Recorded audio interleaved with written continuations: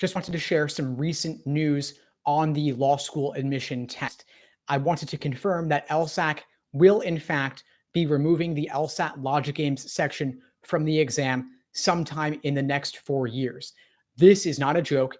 It is the result of a lawsuit by a prospective law school applicant, Angelo Bino, with a visual impairment, who contended that the law school admission test put him at an unfair disadvantage because he was not able to easily diagram LSAT logic games because of his visual impairment. This is true. I recently called the plaintiff's attorney and confirmed this. The wording in the press release, which I'm linking to below this video, is a little bit vague. It says that all law school applicants will be enabled to take a version of the test without the analytical reasoning section of the test.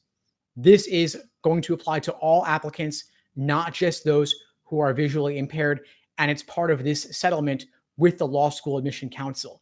Angelo Bino, the plaintiff suing LSAC, had been offered extra time. He'd been offered some sort of magnetic alphabet letters of sorts that he could maybe manipulate by touch.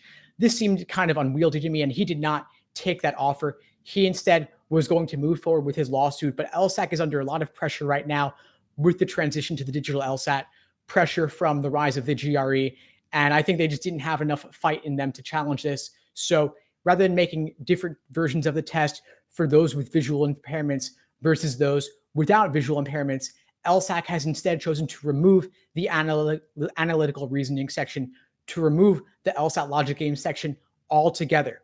They have up to 48 months to implement this change. So those of you taking the LSAT in the short term, you're still going to have logic games, but sometime, maybe 3 to 4 years from now, the LSAT will look a little bit different. What will it look like? What will it look like specifically? It's hard to say. LSAC is going to be studying different ways to test analytical reasoning that are not logic games. I don't know what that will look like. LSAC is not providing more information than what's in that press release right now. I could personally imagine seeing them do a version of the test with 3 logical reasoning sections and 1 reading comp section. I think that would still be a good demonstrated, a good way for applicants to demonstrate their abilities for law school itself. And it would probably have a better correlation with first-year law school grades than the GRE does.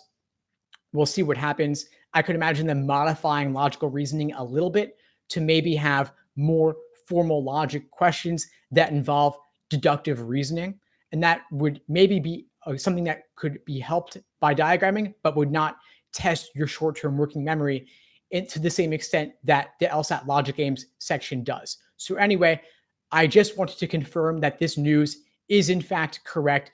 It's being circulated on multiple news outlets right now. If you just go to Google News, search LSAT, you'll see a variety of articles popping up about this and more coming up all the time. I'll be linking a couple of major sources below this video if you would like to find out more. And of course, I also encourage you to go read the court filings related to this case. Just search Bino, B-I-N-N-O versus LSAC, and it will come up. Anyway, thanks for watching. All the best with your prep, and feel free to reach out if you need anything at all. Take care.